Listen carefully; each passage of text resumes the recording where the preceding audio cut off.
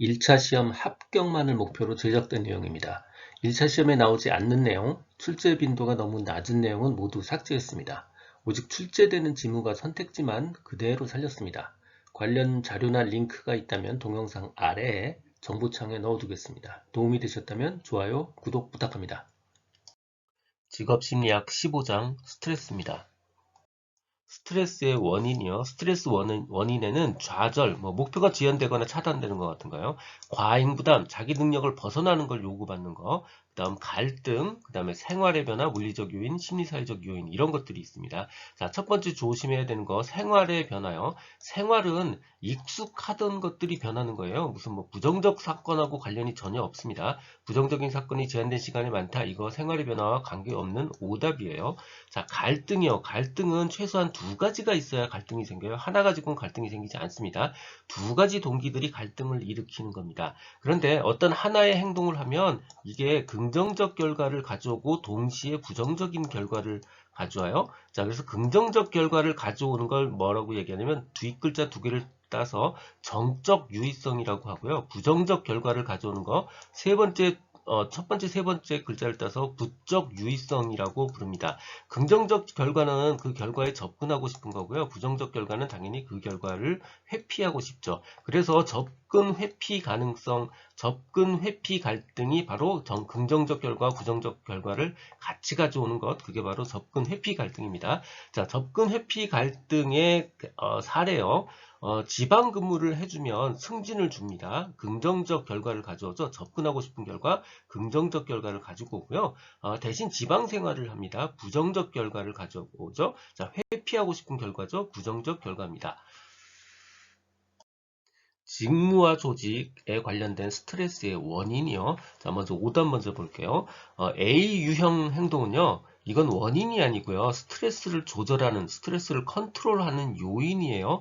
그러니까 원인이 뭐냐라고 물어봤을 때 A 유형 행동은 오답에 해당하는 경우입니다. 자, 직무 관련한 스트레스 원인, 과제의 특성, 역할 갈등, 역할 모호성, 산업의 문화, 조직 문화와 풍토, 역할 과다 혹은 과소, 역할 과소에는 반복이나 단조로움이나 지루함 같은 것들이 있어요. 자, 첫 번째 우리가 꼭 주목해야 될 거 요 두 가지입니다. 자, 첫 번째는 역할 갈등과 역할 모호성은 둘 다 원인이기는 하지만 둘 다 서로 다른 겁니다. 자, 갈등은 두 가지가 있어야 서로 갈등이 생기는 거고요. 모호성은 말 그대로 목표가 명료하지 않아서 생기는 스트레스예요. 그래서 역할 갈등과 역할 모호성은 서로 다르다. 요 점 한 가지 체크를 하고 가셔야 되고요. 자, 두 번째, 자동화 시대가 돌아야 한 오늘날 정말 중요한 원인 중에 하나가 바로 지루함입니다. 특히 역할 과소, 지루함, 반복, 단조로움 이런 것들이 자동화 시대인 오늘날 가장 위험한 스트레스 원인일 수 있다라는 점 주목하셔야 됩니다. 역할 갈등이요. 갈등은 하나 가지고는 절대 안 생깁니다. 항상 두 개가 같이 있어야 갈등이 생깁니다. 요구 A와 요구 B가 같이 있어야 모순이 발생하고 그래야 역할 갈등이 생깁니다. 혹은 요구와 가치관이 다를 때도 생겨요. 예를 들어서 개인이 수행하는 직무와 개인의 가치관이 서로 다를 때도 발생합니다. 예를 들어서 경찰관으로서의 나는 노점상을 보면 마음이 아픈데 경찰관으로서의 나는 그 사람을 단속해야 될 수도 있어요. 이 경우가 바로 직무의 요구와 개인의 가치관이 다를 때 발생하는 역할 갈등입니다. 자, 또 항상 두 개가 같이 있어야 된다고 했어요. 직업에서의 요구와 직업 이외의 요구가 서로 다를 때도 역할 갈등입니다. 직업에서는 야근을 하라고 하고요. 집에서는 일찍 오라고 합니다. 이것도 역할 갈등이고요. 공식적이고 구조적인 조직에서는 주로 구조적 변수 때문에 역할 갈등이 생기고요. 비공식적 조직, 예를 들어서 친목회에서는 인간관계 변수 때문에 역할 갈등이 발생합니다. 조직에서 자신이 생각하는 역할과 상급자가 생각하는 역할 간의 차이가 생겼다. 이것도 마찬가지로 역할 갈등이고요. 역할 담당자가 자신의 지위, 자기가 생각하는 자신의 지위와 역할을 준 사람, 시킨 사람이 나에 대한 역할에 대한 기대, 상급자가 생각하는 역할에 대한 기대가 서로 상충됐다. 이것도 바로 역할 갈등입니다. 개인에게 요구하는 두 사람이 있어서 두 사람의 요구 A, 요구 B가 서로 다를 때, 이때도 마찬가지로 역할 갈등입니다. 자, 역할 갈등에 해당되지 않는 거요. 역할 갈등은 반드시 두 개가 있어야 되는데, 그 내용이 아니고, 목표가 명확하지 않다, 역할이 분명하지 않다, 이거 역할 갈등이 아니고, 역할 모호성에 해당하는 경우입니다. 역할 갈등에 해당하지 않는 오답입니다. 역할 갈등의 유형이요. 개인 내 갈등이 있고요. 개인 간 갈등이 있고요. 송신자 간 갈등이 있습니다. 개인 내 갈등은 개인 혼자 하는 거니까 결국 한 사람이고요. 한 사람이니까 역할은 하나예요. 예를 들어서 개인이 직무에서 수행받는 요구와 자신의 가치관이 다를 때 발생하는 갈등이요. 바로 개인 내 갈등에 해당되고요. 개인 간 갈등은 사람이 두 명 있어요. 그러니까 결국 역할도 두 개입니다. 직업에서 요구하는 것, 그러니까 개인의 역할 A와 직업 이외에서 요구하는 것, 개인의 역할 B가 서로 갈등을 일으키는 거예요. 예를 들어서 가정과 직장 간의 갈등 같은 게 가장 대표적인 예겠죠. 송신자 간 갈등은요.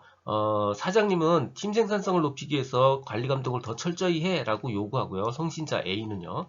거꾸로 부하들은요, 자발적으로 일할 수 있는 분위기를 좀 만들어주세요 라고 요구하고 있어요. 송신자 B는 자발적으로, 송신자 A는 더 철저하게 관리해, 이렇게 두 가지 서로 상충되는 요구를 하고 있을 때 그 사이에 끼어서 하는 갈등, 그게 바로 송신자 간 갈등입니다. 팀장의 스트레스 같은 경우가 가장 대표적인 예라고 볼 수 있습니다. 역할 간, 그러니까 벌써 역할이 두 개죠. 역할 간의 차이에서 생기는 갈등, 바로 역할 갈등입니다. 정답은 3번이에요. 조직에서 자신이 생각하는 역할과 상급자가 생각하는 역할 간의 차이가 생겼다. 역할 갈등입니다. 다음에 스트레스 요인이 뭐냐? 직장의 요구와 직장 밖 요구가 서로 모순이 생겼다. 요구 A와 요구 B가 있죠. 두 개 사이의 갈등, 바로 역할 간의 갈등입니다. 정답 1번 역할 갈등입니다. 직무 스트레스 조절 변인, 직무 스트레스를 컨트롤하는 변수요. 세 가지가 있습니다. A, B 성격 유형, 두 번째 통제 소재, 세 번째 사회적 지원이요. 이렇게 세 가지가 있으면 이거 객관식의 표적 문제가 됩니다. 이게 아닌 것은 뭡니까? 이렇게 많이 물어보겠죠, 당연히. 자, 아닌 거요. 역할 모호성, 반복적이고 단조로운 직무, 이거는요, 스트레스의 원인이에요. 이거를 스트레스를 컨트롤하는 조절 변이는 아닙니다. 스트레스의 원인입니다. 다 오답에 해당돼요. 자, 이 세 개 중에 두 가지는 개인 속성에 해당합니다. 즉 A, B 성격 유형과 통제 소재, 요 두 가지는요, 개인 속성에 해당합니다. 자기 스스로에서 만들어진 거예요. 나머지 세 번째 거 바로 사회적 지지, 사회적 지원, 이거는요, 자기가 만들어낸 게 아니고 외부에서 바깥에서 쳐들어온 외부 변인입니다. 외부 변수입니다. 그러니까 개인 속성 아니에요. 사회적 지원 개인 속성 아닙니다. 자, A형 성격 유형, B형 성격 유형이요. 완전히 반대니까 우리 A형 하나만 잘 기억하면 B형은 다 반대라다, 이렇게 기억하면 됩니다. 스트레스에 관해서 우리 혈액형은 B형 남자가 나쁜 남자라고 하죠. 자, 스트레스는요, A형 유형이 나쁜 겁니다. A형 유형이 스트레스에 더 많이 받는 거예요. 스트레스에 노출되면 A 유형이 더 많은 부정과 투사 기제를 사용합니다. 직무 스트레스의 주요 원천이다. 더 많이 받는다는 뜻입니다. A 유형이 스트레스가 많다는 뜻이에요. 그러다 보니까 당연히 심장병 걸릴 확률이 높죠. 자, 관상동맥성 심장병, 이거 병 이름 그대로 나옵니다. 그냥 받아들이시면 돼요. 시간의 절박감, 시간에 쫓긴다는 뜻이고요. 경쟁적 성취욕, 반대 의견 강력히 대처합니다. 시간의 절박감, 경쟁적 성취욕이 굉장히 강합니다. 그러니까 당연히 많은 일을 성취하려고 하죠. 책임감을 피한다, 이건 오답이에요. 이런 분들이 책임감을 피할 리가 없습니다. 일의 과정을 즐기지는 못하죠. 자, 나머지 부분들은 다 B형 유형에 해당되는 내용입니다. 경쟁심이나 적대감이 없다. A형에 어울리지 않고요. 만성적이지 않습니다. A형은 만성적이지 않아요. 오히려 B형이 만성적인 상태입니다. B유형의 사람들이 A유형 성격보다 더 성취 욕구와 포부 수준이 높다. 아닙니다. A유형이 성취 욕구도 높고요. 포부 수준도 더 높습니다. 스트레스 조절 변인 통제 소재입니다. 여기서 통제는 컨트롤이에요.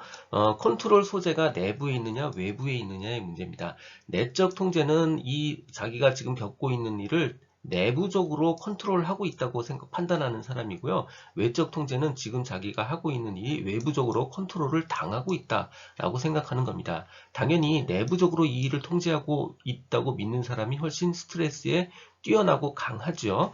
외적 통제자들은요, 주요 사건들이 결국 외부에서 결정돼 자기는 통제할 수 있는 게 없어라고 믿고 있기 때문에 스트레스를 감소시키려는 노력하지 않습니다. 즉 스트레스에 약해요. 물론 내적 통제자들도요. 이게 아무리 노력해도 더 이상 안 된다. 통제력이 더 이상 유용하지 못하다. 이렇게 생각하면요. 당연히 대처 노력을 포기하기도 합니다. 자, 사회적 지원이요. 이거는 사실 외부에서 나한테 주는 위로 같은 거라고 생각하시면 돼요. 사회적 지원은 스트레스의 출처를 약화시키죠. 하지만 위로받았다고 해서 스트레스의 출처로부터 야기된 권태감, 직무불감족, 불만족 자체를 감소시키는 건 아닙니다. 셀리의 스트레스에서의 일반 적응 증후군에 관한 설명으로 옳지 않은 거요. 네, 심장병에 잘 유발되는 성격이요. B유형이 아니고요. A유형이죠. 정답은 4번입니다. 나머지 1, 2, 3번은 굳이 암기까지 하실 필요는 없고요. 한 번씩 읽어보시면 되는 지문입니다. 셀리의 일반 적응 증후군입니다. 스트레스의 반응 단계를 이야기하는 거고요. 이 문제는 딱 두 가지밖에 없습니다. 자, 첫 번째는 반응 단계의 순서를 적어라 라는 거고요. 두 번째는 이 단계에 없는 게 뭐냐 이렇게 딱 두 가지만 물어봅니다. 그러니까 결국 반응 단계의 순서와 개수는 다 같이 기억을 해두셔야 된다는 뜻입니다. 자, 첫 번째 경고, 두 번째 저항, 세 번째 소진입니다. 소진이란 말 대신 탈진이란 말 쓰고요. 경고 대신 경보나 경계라는 말을 씁니다. 자, 아무튼 경고, 저항, 소진 요 세 단어 꼭 순서째 기억을 하셔야 됩니다. 역수와 도슨의 직무수행 능력, 역유자형 가설입니다.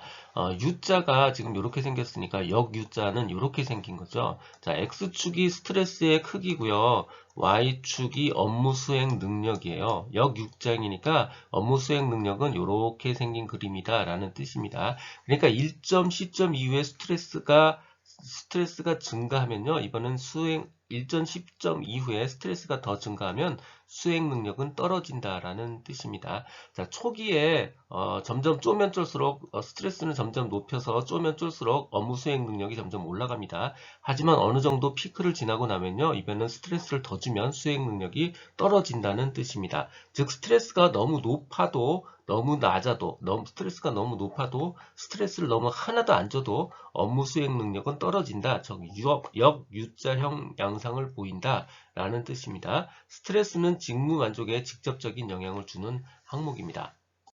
스트레스와 직무 수행 간의 관계에서 옳은 거요. 바로 역유자형이죠. 스트레스가 있고요. 직무 수행 능력은 U자를 뒤집어 놓은 이렇게 생긴 그림이다라는 뜻입니다. 일정 시점 이후에 어느 일정 시점 이후에는 스트레스를 더 증가하면 할수록 수행 실적은 점점 더 감소하는 역유자형 관계죠. 정답은 3번입니다. 스트레스의 예방 및 대처 방안이요. 목표 지향적에서 과정 중심적으로 사고방식이 바뀌어야 되죠. 이 말을 뒤집은 목표 지향적 초고속 심리로 전환해야 된다. 당연한 오답입니다. 나머지는 굉장히 상식적인 내용이니까 한 번씩 읽어보셔도 될 것 같아요. 가치관 전환, 균형 있는 생활, 스트레스의 정면으로 도전하는 마음가짐, 취미나 오락 같은 걸 통해서 생활 장면을 전환하는 활동 이런 것들이 있고요. 자, 스트레스의 방어 기제요. 딱 요 두 가지는 기억을 하셔야 돼요. 첫 번째는 합리화하는 겁니다. 예를 들어서 이솝우화에 나오는 여우와 심포도처럼 먹을 수가 없어. 그러면 그냥 합리화시켜 버리는 거죠. 저거 쉬어서 못 먹어. 이런 식으로요. 이게 바로 합리화입니다. 전위와 전치요. 위치를 전도시켜 버리는 겁니다. 플레이스먼트를 디스시키는 거예요. 위치를 전도시켜 버리는 겁니다. 내가 당한 걸, 자신이 당한 걸 덜 위협적인, 예를 들어서 부하 직원 같은 사람한테 뒤집어 씌우는 겁니다. 표출시켜 버리는 겁니다. 직장 상사한테 야단을 맞은 사람이 부하 직원이나 식구들한테 트집을 잡아서 화풀이 하는 거, 이런 것들이 다 전위나 전치에 해당하는 경우입니다. 스트레스 예방 및 대처 방법이요. 조직 수준에서 관리하는 거, 이걸 1차적 스트레스 관리 전략이라고 부르고요. 개인 수준에서 관리하는 거, 이걸 2차적 스트레스 관리 전략이라고 부릅니다. 우리는 2차적 스트레스 관리 전략만 집중하시면 돼요. 2차적 관리 전략에는 두 개가 있습니다. 출처 지향적, 스트레스가 어디에 진짜 원인이 있는지 그 출처를 뒤져보는 겁니다. 출처 지향적 관리 전략이 있고요. 반응 지향적 관리 전략이 있습니다. 반응이 더 쉬우니까 반응 먼저 볼게요. 그냥 이완 훈련이나 릴렉스 하거나 아니면 규칙적 운동 같은 걸 통해서 스트레스를 풀어버리는 거예요. 스트레스 관리 훈련, 뭐 바이오 피드백, 이완 훈련 이런 것들이 바로 반응 지향적 관리 전략이에요. 출처 지향적 관리 전략은요. 실제 스트레스가 나오는 그 원인 자체를 조사해서 바꿔버리는 겁니다. 이 스트레스의 지각관리 부분이고요. 작업 환경이나 생활 스타일을 바꾸는 거예요. 예를 들어서 은행이 있는데 사람들이 여러 명 줄을 굉장히 길게 섰다. 그럴 경우에 대기표를 하나 만들어 놓으면 실제로 여기서 창구에서 보는 직원은 자기 앞에 대기표 받은 사람만 처리하면 되니까 그 뒤에 얼마나 줄 섰던 스트레스를 받지 않게 되는 거죠. 그래서 스트레스의 진짜 출처를 관리하는 것, 이게 바로 출처지향적 관리 전략입니다. 스트레스 상황에 대처하는 행동이요. 한마디로 얘기하면 릴렉스하는 겁니다. 대표적인 오답을 먼저 보는 게 쉬워요. 정해진 시간을 꼭 애쓴다. 요거 당연한 형태의 오답이죠. 나머지는 다 릴렉스하는 행동입니다. 친구랑 수다를 떨든가 잠을 확 자버리든가 아니면 타협이나 양보를 하는 것들, 이런 것들이 상식적인 스트레스에 대처하는 행동입니다. 스트레스 방어 기제에 관련한 문제입니다. 직장 상사한테 야단맞은 사람이 부하 직원이나 식구들한테 화풀이 하는 거예요. 바로 위치를 전도시켜 버리는 거죠. 전위, 디스플레이스먼트입니다. 정답 4번입니다. 조직 감축에 따른 스트레스요. 조직 감축에서 살아남은 사람들이 만족해서 더욱 조직에 몰입한다. 이런 일은 있을 수 없습니다. 이거 오답이에요. 조직 감축에서 나타나는 스트레스 유형은 딱 두 가지입니다. 첫 번째는 불안이고요. 두 번째는 공포예요. 불안감 때문에 더욱 조직 몰입이 안 되고요. 살아남은 사람들도 신뢰감을 상실하게 됩니다. 회사에 대한 믿음이 없어지는 거죠.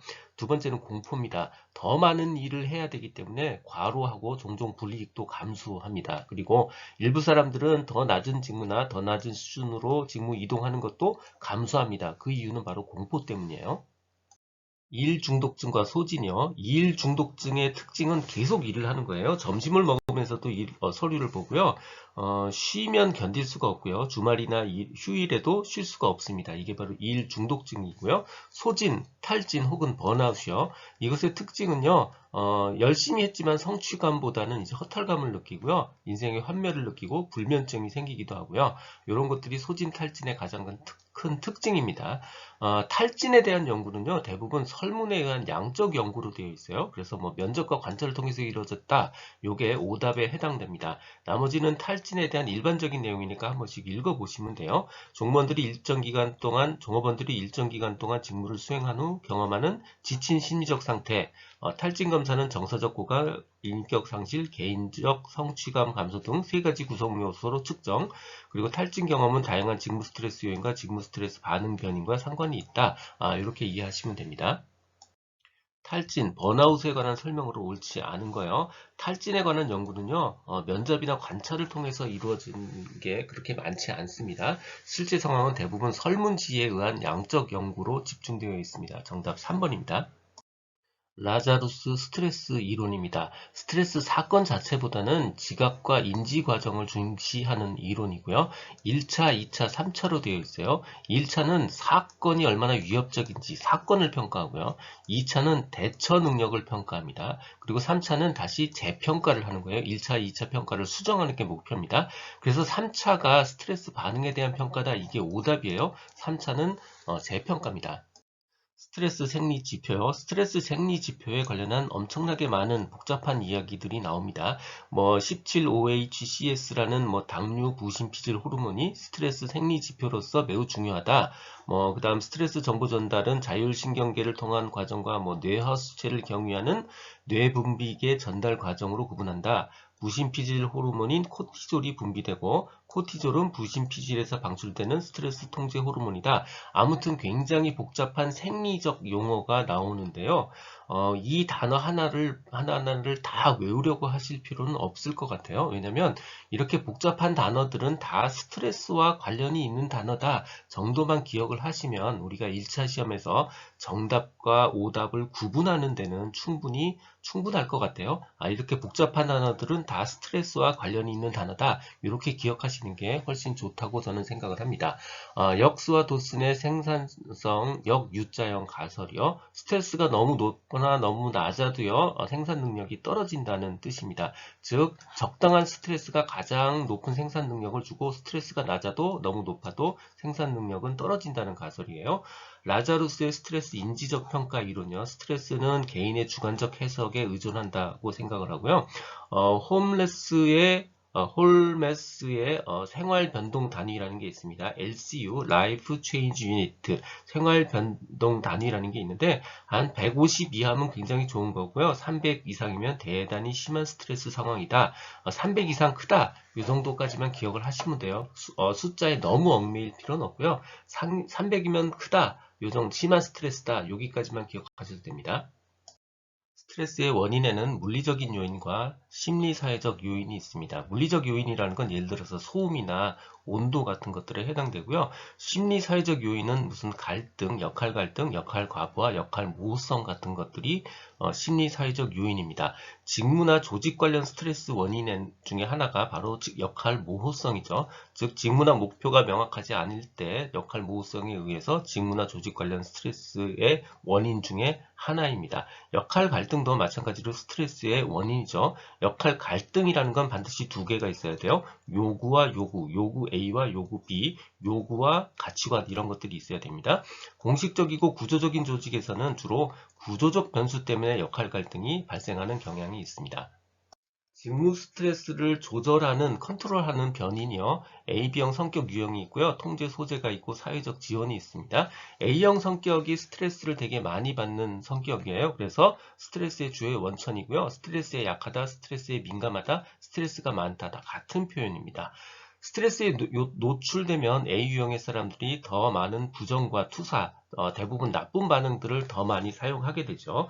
통제 소재에는 내적 통제와 외적 통제가 있고요. 내적 통제가 훨씬 더 뛰어납니다. 스스로 통제하고 있다고 믿으면 스트레스가 덜하다는 뜻이에요. 단 내적 통제자도요. 이 통제력이 더 이상 이제 안 먹힌다, 유용하지 않다라고 생각하면 포기해버리기도 합니다. 조직 몰입과 스트레스요. 조직 몰입이 높은 사람이 스트레스의 영향을 적게 받습니다. 조직의 의사소통에 적극적으로 참여하는 집단이 그렇지 않은 집단보다 당연히 만족도도 높고요. 직무 성과도 높게 나타납니다. 조직의 의사소통에 의해 조직 만족과 직무 성과가 영향을 받고요. 이러한 요인들이 제약 상황에 놓여지게 되면 그때는 스트레스가 발생하게 됩니다. 스트레스에 관한 설명으로 옳지 않은 거요. 이런 어려운 용어들 나오면 그거 다 생리적 지표 맞다고 그랬습니다. A 유형 성격이 더 스트레스가 많고요. 역유자형 스트레스 가설에 따르면 적당한 스트레스를 줬을 때 작업률이 제일 높다고 봤습니다. 자, 일반 적응 증후군 순서가 있다고 그랬죠? 경고, 저항, 탈진의 순서입니다. 그래서 정답 4번입니다.